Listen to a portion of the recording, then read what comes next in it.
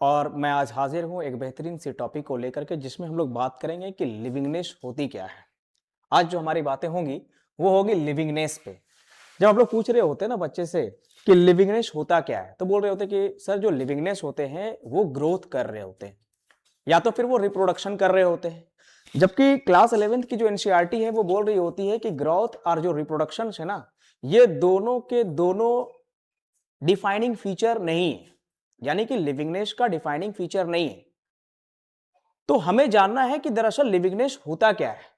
हमने यहां पे लिख रखा है कि the ability to maintain the structure and vital function.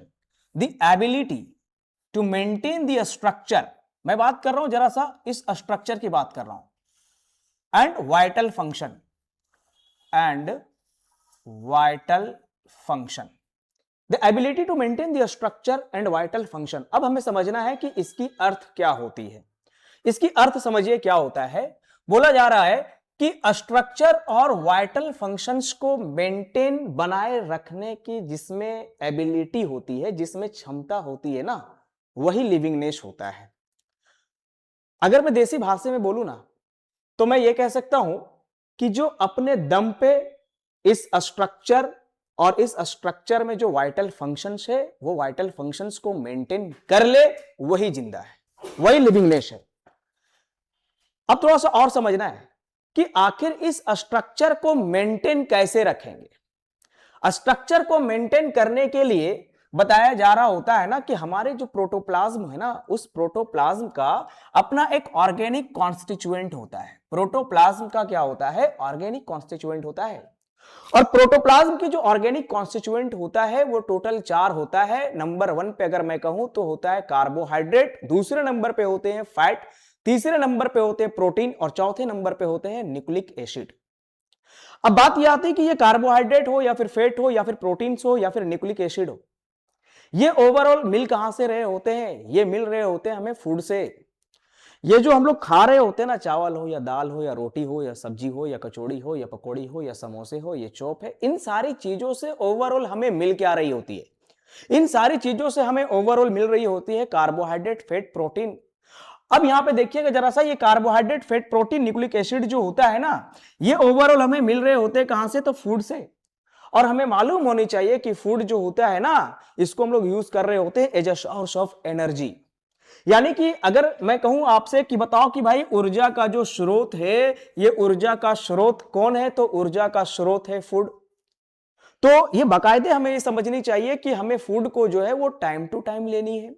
क्यों? क्योंकि अगर मैं फूड लूंगा टाइम टू टाइम तभी तो हमें एनर्जी मिलेगी, और अगर एनर्जी मिलेगी तभी तो सेल फंक्शन करेगा। भाई सोचने वाली बात है कि अगर एनर्जी मिलेगी तभी तो सेल फंक्शन करेगी। और मैंने कहा था कि जो लिविंग ऑर्गेनिजम्स मैं बात करूं ना, तो इनमें क्या होता है ना, सेल का ही इस पूरी बॉडी में होता है खेल। तो सेल को चलाने के लिए क्या चाहिए? एनर्जी चाहिए। और वो एनर्जी कहां से मिलेगी? फूड से मिलेगी। तो भाई इससे हमें यह पता चला कि सेल तभी काम करेगा ना जब एनर्जी मिलेगी, और एनर्जी मिलेगी तभी तो सेल सरवाइव करेगी। और अगर सेल सरवाइव कर रही है तभी तो वो सेल का ग्रुपिंग होगा, और ग्रुपिंग होकर के फिर वहां से क्या होगा? टिश्यू बनेगा। और जब सेल का ग्रुपिंग होकर के टिश्यू मिलेगा तो सेल सरवाइव करेगा, तभी तो टिश्यू सरवाइव करेगा। और जब टिश्यू सरवाइव करेगी तभी ऑर्गन सरवाइव करेगा। और जब ऑर्गन सरवाइव करेगी तभी तो ऑर्गन सिस्टम सरवाइव करेगी। और जब ऑर्गन सिस्टम सरवाइव करेगी तो समझो कि कंप्लीट ऑर्गेनिज्म जो है वो सरवाइव करेगी। इसी बुनियाद पर हमने कहा कि the ability to maintain the structure and vital function, जो अपने दम पे इस स्ट्रक्चर को मेंटेन कर ले और इस स्ट्रक्चर्स में जो फंक्शंस है उस फंक्शंस को मेंटेन कर ले, वही लिविंगनेस है, वही जिंदा है।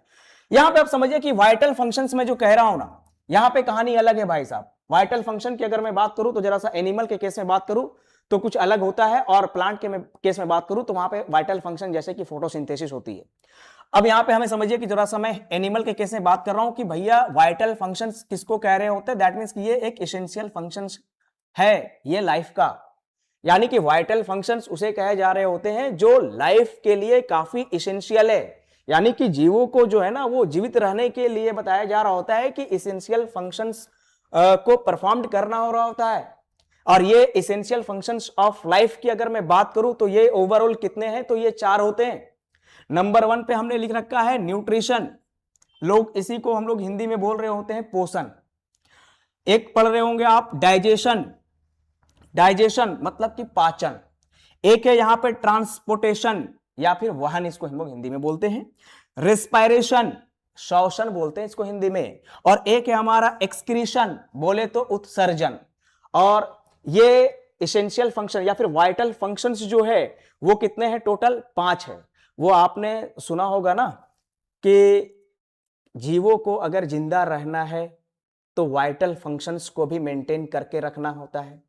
तो ये वाइटल फंक्शंस को भी जो अपने दम पे मेंटेन कर ले, यानी कि न्यूट्रिशन को मेंटेन कर ले, डाइजेशन को जिसमें मेंटेन करने की क्षमता होती है, एबिलिटी होती है, ट्रांसपोर्टेशन का जिसमें एबिलिटी होती है, रेस्पायरेशन या फिर एक्सक्रीशन का जिसके अंदर में एबिलिटी होती है, और स्ट्रक्चर को मेंटेन बनाए रखने की जिसमें क्षमता हो रही होती है ना, दरअसल वही लिविंगनेस हो रही होती है।